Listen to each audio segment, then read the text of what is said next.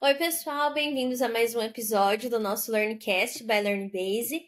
Essa semana, como a gente comentou no episódio anterior, o Lars está lá na Suécia participando do Nordic EdTech Summit. Então, a gente está aqui com convidados especiais da nossa equipe. No último episódio veio a Marina e hoje a gente está aqui com o Rodrigo, o nosso Tech Leader também. Tudo bem por aí, Rô? Oi, Amanda. Tudo bem por aqui, sim.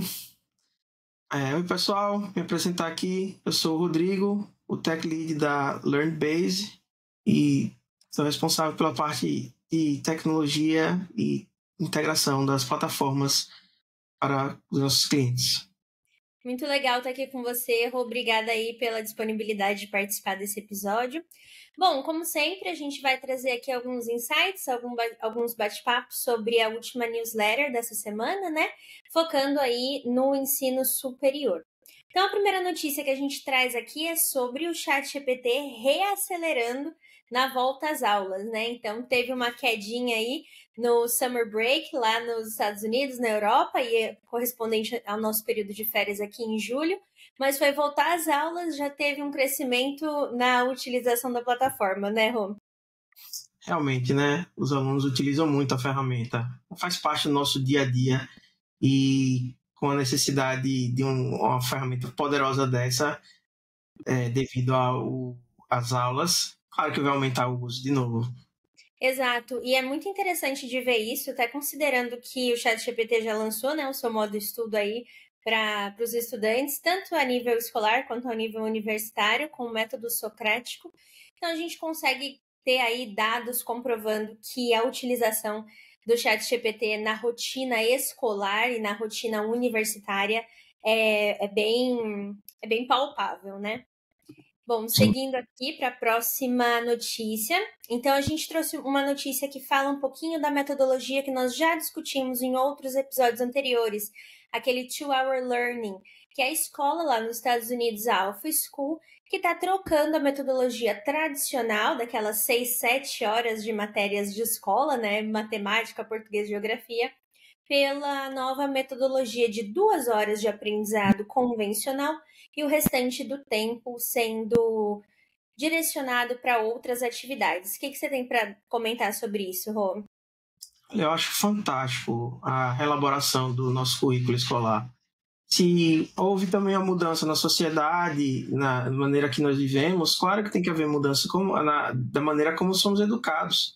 Então, substituir a educação normal, né, a educação que a gente já está acostumado por um novo método, novas metodologias, ainda mais utilizando tecnologias, né, fantástico. Então, só para agregar ao aluno, né? Com certeza. E é muito bacana que, por mais que essa notícia fale sobre escolas, a gente consegue extrapolar para o meio universitário também, né? Na ideia de que será que já está chegando o momento da gente também rever as nossas metodologias na universidade? Será que às vezes 12 horas de curso integral somente com conteúdo está sendo bem aproveitado por todos os alunos? Então fica aí uma boa reflexão também para a gente trazer aqui para o bate-papo. A terceira notícia que a gente trouxe aqui é sobre como alguns estados estão começando a alinhar recomposição curricular à gestão das instituições de ensino, né? Então a gente começa a mudar um pouquinho o discurso devido a algumas perdas em relação à pandemia, da mera reposição escolar, a reposição de matérias, reposição de conteúdo, e nós estamos começando a falar em recomposição curricular, né, Rô? O que você tem para falar disso pra gente? Eu acho que o reposicionamento do currículo, né, a reformulação de um currículo escolar é algo que é necessário hoje em dia. Como já tinha falado anteriormente, a nossa sociedade mudou, ainda mais depois de passarmos pela pandemia, né, em 2020. Então, tem que haver uma maneira de reintegrar as pessoas que ficaram afastadas e dar um suporte a elas, não só no âmbito de aprender os currículos padrões, os currículos normais, como desenvolver novas habilidades que não são convencionais da escola ensinar. Exatamente. E é muito bacana também, como a notícia anterior, a gente também extrapolar isso para as universidades. Porque por mais que a perda em relação ao período da pandemia tenha sido muito visível nas escolas, né, para as crianças, nas universidades a gente também não pode esquecer que houve uma perda considerável de tempo e também do processo de aprendizagem. E quando a gente fala em recomposição curricular, a gente fala mais uma vez de colocar o aluno, o estudante no centro do seu processo de ensino-aprendizagem, né? E exatamente o que você comentou, Rose, muito, muito bom o seu comentário sobre redesenhar, sobre repensar essas práticas curriculares, escolares e universitárias, né? Então, uma notícia aí super bacana de como alguns estados do nosso país estão repensando essas questões curriculares. Seguindo a próxima notícia da psicóloga Cida Bento, do seminário do Instituto Unibanco, que trouxe algumas questões extremamente pertinentes à educação no Brasil como um todo. Por mais que o foco seja mais voltado às crianças, a gente consegue compreender isso como algo muito basal do nosso país, que é em relação ao pertencimento e ao racismo estrutural, né, Rô? Realmente são assuntos bem polarizantes hoje em dia e é necessário ensinar as pessoas o respeito, né? E não colocar as barreiras que tem tanto de raça, de cor, de crença, e ensinar que isso não deve ser uma barreira de interação entre as pessoas na nossa sociedade. Exato, na nossa sociedade, pensando na comunidade educacional também como um todo, perfeito. E a ideia do sentimento de pertencimento, ele começa na escola, mas ele se firma na universidade, né? E a gente tem que ter a consciência de que não é só falar sobre isso, não é simplesmente trazer o discurso à tona, mas sim reaver algumas práticas pedagógicas para que a inclusão não seja, na verdade, uma exclusão disfarçada, né? Então, um assunto extremamente bacana para a gente aprofundar aqui também. É uma questão de respeito, né? Respeitar o próximo. A questão básica, simples, que hoje está sendo ignorada. Exatamente, uma questão social extremamente fundamentada, né? Até pela história do nosso país, e que a gente vê aí refletindo até hoje em todos os segmentos sociais. Então é extremamente importante a gente não deixar esse assunto morrer e utilizar esse assunto como trampolim para novos pensamentos, né? Uhum. Por fim, a última notícia que a gente trouxe aqui nessa primeira parte da newsletter é voltando a falar aí do Enamed, que a gente também já vem conversando um pouquinho nos episódios anteriores, e foi feita uma pesquisa pelo pessoal da Datafolha, com mais de 10 mil pessoas em mais de 250 municípios do Brasil, e nós temos aí 96% de aprovação por parte da população ao Enamed, né? O Enamed, só relembrando que é aquele ENAD específico para a medicina. Seria uma prova aí mais do que essencial para a avaliação da qualidade dos cursos e das faculdades de medicina no Brasil. O que você tem para agregar aí para a gente, Rô? Eu 100% concordo com o resultado dessa pesquisa, porque é necessário ter uma padronização. Se você tem outros cursos que têm a necessidade de ter essa prova e não lidam com vida ou morte diretamente como um curso de medicina, por que não o de medicina, que é um de alto risco, digamos assim, para as interações? Então, eu concordo com a pesquisa, eu acho que é necessário haver, até para padronizar o mínimo dos profissionais. Exato, e é impressionante os números que a gente vê nessa notícia mesmo. Se vocês têm um convite muito mais do que especial para clicar ali na coluninha do Aprofunde e ver nas nossas notícias do site. Mas hoje no Brasil a gente tem mais de 400 cursos de medicina autorizados pelo MEC e é um dos países que mais tem vagas disponíveis para medicina. E qual que é o problema disso quando a gente fala em quantidade, mas não em qualidade?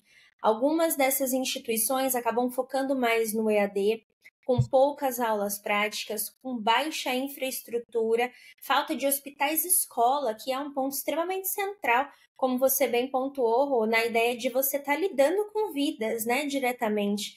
Então, já que os advogados têm a OAB, que eles também estão lidando com vidas, como não os médicos também terem essa prova para não só eles, mas as instituições de onde eles estão vindo serem aprovadas, né? Então, uma Sim. notícia super bacana. A gente vai seguir acompanhando aí o desenrolar do Enamed, que tá para começar a atuar a partir do ano que vem. E seguindo para os artigos que a gente trouxe aqui da nossa newsletter, essa semana, como está sendo bastante falado sobre o marco regulatório do MEC para o ensino EAD, nós trouxemos aqui 3 artigos que, por mais estarem tratando do mesmo assunto, trazem perspectivas diferentes em cada um desses pontos. Então, esse primeiro aqui a gente traz. Os 3 são da revista Ensino Superior, né? Então, esse primeiro a gente começa a falar sobre como as instituições de ensino superior estão debatendo esse futuro da educação. Rô, o que é que você achou desse artigo aqui no geral? Olha, vendo de maneira geral o artigo, eu acho que ele menciona, assim, bem importante é a necessidade dos testes. A gente mencionou anteriormente no outro ponto anterior, que tem que ter um teste de qualificação para profissionais. E eu acho, assim, para todas as áreas de especialidade. Não acho que tenha que ser exclusivo de medicina ou de direito ou de qualquer outra. Acho que todas as disciplinas, quando você fala em formar um profissional, tem que haver um teste de qualificação para saber se aquele profissional está realmente pronto para trabalhar na função que ele estudou, né?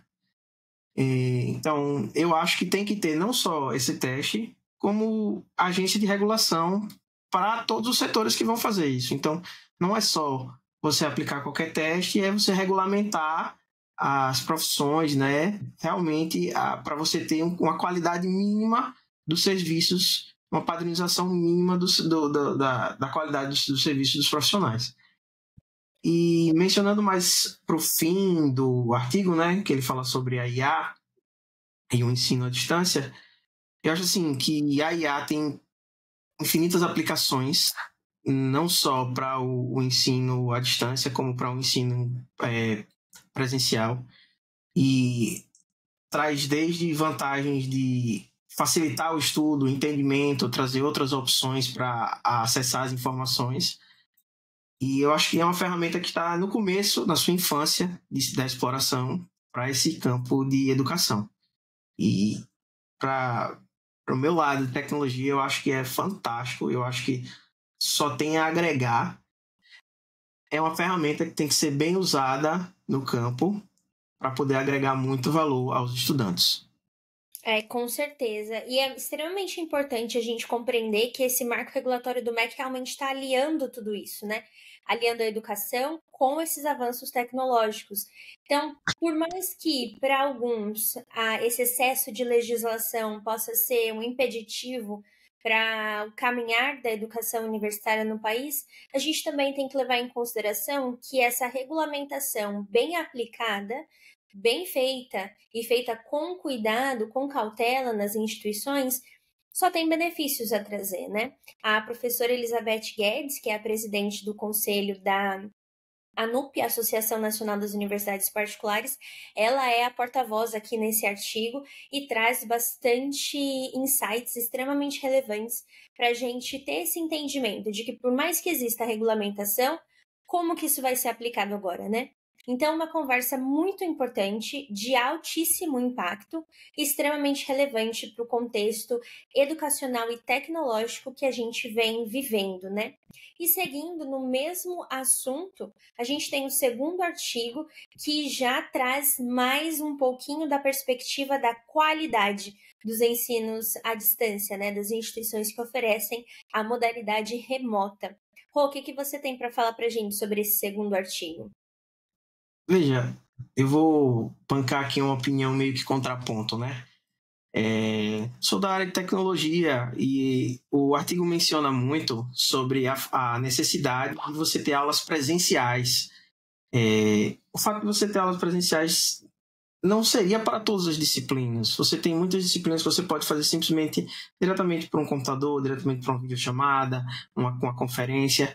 Então, o fato de você não estar em sala, não precisar estar fisicamente em sala de aula, facilita muito, flexibiliza muito, e você englobar todo e qualquer curso de todas as disciplinas para ser obrigatoriamente presencial, eu acho que tem que ser analisado mais essa proposta. Acho que não seria necessário englobar tudo. Acho que pode fazer pontual, necessidade, tem aqui uma disciplina, um curso com a disciplina, essa aqui, essa outra aqui. Acho que forçar tudo a ter um ponto presencial, diminui a flexibilização dos cursos em AD, aumenta a dificuldade de você ter o acesso à educação. Por exemplo, pessoal que não mora próximo a uma escola, uma faculdade grande, que pode ir, ou então está cursando algum curso que não tem um polo próximo de onde a pessoa mora, né? Então, isso aí diminui a entrada diminui o acesso à educação e assim diminui a entrada de novos profissionais no mercado. Então, tipo assim, você vai reduzir a oferta de mão de obra capacitada no mercado. Na minha opinião, eu acho que isso aí tem que ser analisado com muita calma antes de você aplicar uma regulamentação dessa assim, sem prestar atenção em todos os ângulos que podem vir a afetar essa decisão. Não pode englobar tudo de uma vez, tem que fazer bem uma triagem do que pode ou não pode ser feito presencial e digitalmente, digamos assim.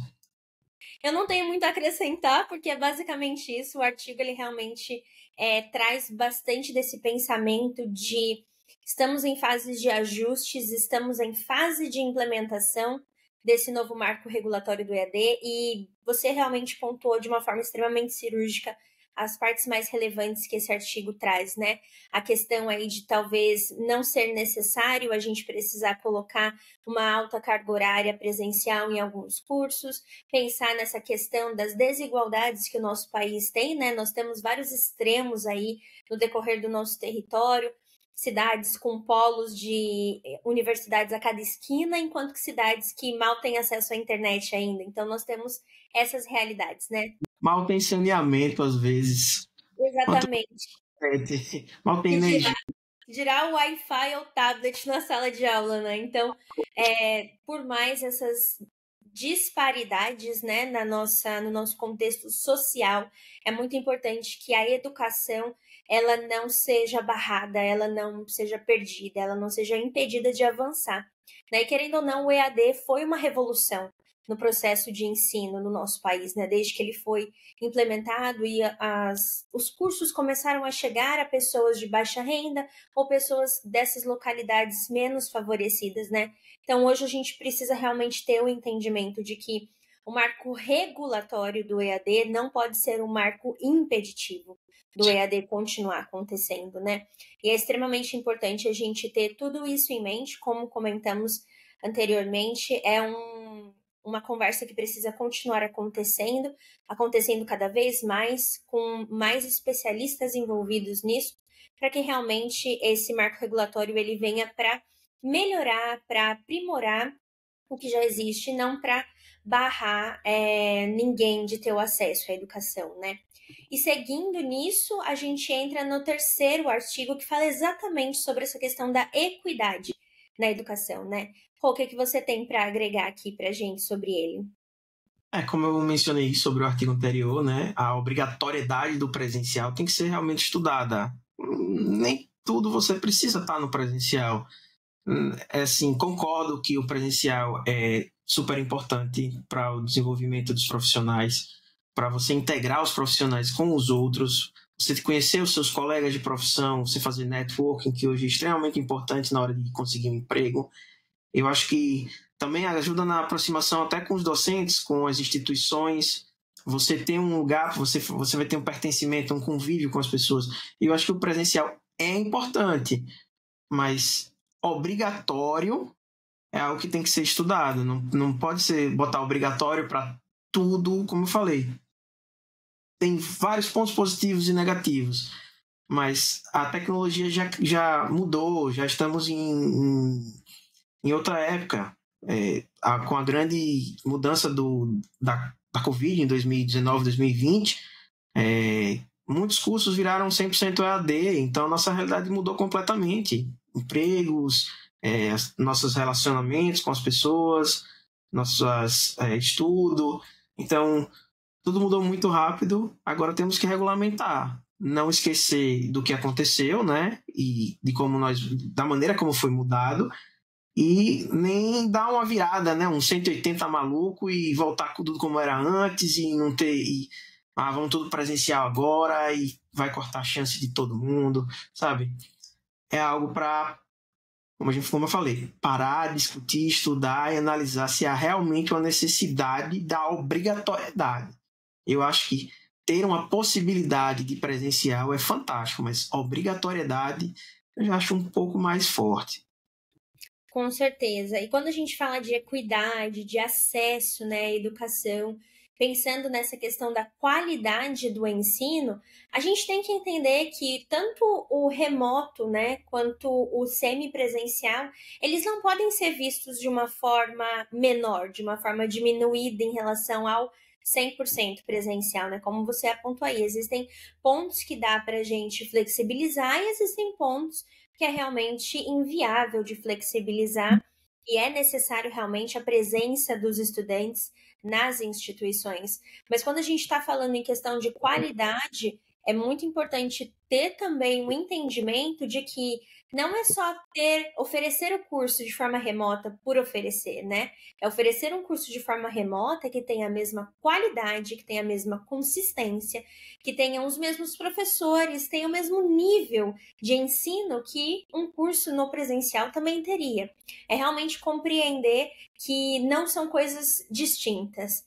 É o mesmo tipo de ensino, o aluno do ensino à distância tem que ter a mesma aprendizagem que o aluno do presencial. E isso a gente coloca a questão educacional, tecnológica e social dentro do contexto humanizado, né? Não a ideia de simplesmente você oferece o curso à distância, o aluno que se vire nas aulas gravadas, faça a prova, cole em tudo, né? Faça com o chat GPT e não seja um profissional extremamente preparado para o mercado, né? Algo que realmente, devido à pandemia, isso ficou muito mais exigido, né? As habilidades de quem vem do ensino à distância. Então, muitos pontos a se pensar. Esses 3 artigos, eles realmente trazem uma ampla visão desse contexto do marco regulatório do EAD, com perspectivas distintas, mas completamente conectadas, e vale a pena a gente investir um tempinho aí para dar uma lida, para dar uma repensada em alguns pontos, né? E por fim, na nossa parte de acompanhando as edtechs, nós temos aqui um artigo que veio da EdTech Magazine, e aqui nós vamos falar um pouquinho de como o Windows 11 está repensando a sua questão aí de cibersegurança integrado já no sistema. Rô, essa é a sua área, então vou abrir o tapete vermelho aí para você trazer os seus insights. O Windows 11 é excelente na questão de segurança, né? Você tem a Microsoft fazendo atualização dos seus sistemas, mas cada vez que ele oferece uma atualização de uma versão nova, o Windows 10, o Windows 11, ele sempre envolve não só uma grande mudança na interface do usuário, na acessibilidade do sistema, mas mais importante, na segurança, que é o maior motivo do Windows ficar enjoando você para uma atualização. Quero atualizar, atualiza aqui, atualiza ali. É o fato da segurança. Hoje em dia, as pessoas querem tomar seus dados, nem que seja na força, né? Então, a Microsoft se implementa sempre algum tipo de defesa. E dessa atualização para o Windows 11, né? Se destaca o Windows Hello e o BitLocker. O que é o Windows Hello? O Windows Hello, você acessa o Windows, seja com o seu rosto, né? Ele vai tirar o Face ID, né? Ou com a sua digital, se ele tiver um leitor de digital no botão, normalmente no botão de power. E isso aí limita o acesso das pessoas. Então, é mais difícil ainda você quebrar uma senha, seja de biometria, do que você quebrar uma senha manual. Aquela que você bota com tecladinho, aquele que você bota 1, 2, 3, 4, 5, 6. É muito mais complicado quebrar uma senha biométrica do que uma senha normal. E você tem também a função do BitLocker, né? Que é uma ferramenta que o Windows faz, que ele criptografa seus dados. Então, o que seria criptografar? Ele embaralha seus dados de uma maneira que só aquele sistema vai conseguir ler, com a chave de usuário. Então, quando você vai acessar o seu Windows com sua conta, sua senha lá, né, sua biometria, ali está chaveado para você. Ali só quem acessa aqueles dados é você. Então, caso você perca aquele aparelho, caso roubem aquele aparelho, só vão ter acesso aos dados quem tiver a chave de criptografia. Normalmente essa chave fica guardada com ou você anotou, ou você está em algum manual, ou está no seu próprio e-mail. Então, isso aí é para evitar perdas físicas, né? O roubo físico dos seus dados. Entre outras mil maneiras que a Microsoft sempre está querendo defender os dados do usuário, né? Então, atualizem sempre sua máquina. Fica a dica. Então, mantenha sempre o Windows atualizado, sempre preste atenção nos seus dados, os locais que você acessa, as plataformas, o sistema operacional, ele tenta proteger o máximo que puder. Mas se você permitir, seus dados podem ser roubados, né? Se você permitir. É um assunto extremamente relevante para os dias de hoje, considerando que a nossa vida tá digital, né? A gente tem todos os acessos no celular, todos os acessos no computador e tudo conectado, tudo o mesmo login. Então é bem importante a gente ter o entendimento a nível de instituição educacional, o entendimento de que nós estamos trabalhando com dados sensíveis. Então, quando a gente começa a falar de dados de alunos, de dados de famílias, nós estamos realmente tratando aí de algo extremamente valioso, tanto para nós, enquanto instituição, quanto para aqueles que buscam, como você pontuou, roubar esses dados. Então, é muito importante que as instituições de ensino tenham essa cautela, tenham essa parte de cibersegurança muito bem compreendida na sua equipe de tecnologia ou mesmo na sua equipe pedagógica, porque houve uma época em que as pessoas só roubavam carteira, né? Roubavam documento, a nossa CNH. Hoje o pessoal já entra e rouba as nossas senhas, rouba a nossa total vida digital mesmo. Então, um ponto extremamente relevante aí. Quem quiser se aprofundar um pouquinho mais no assunto, é só acessar o nosso blog ou acessar direto na newsletter o artigo original da EdTech Magazine. E com isso, a gente encerra esse episódio. Rô, muito obrigada pela sua presença, muito obrigada aí pela sua disponibilidade, a participação, pelos insights, foi muito bacana. Eu espero que a gente possa repetir isso em outro momento.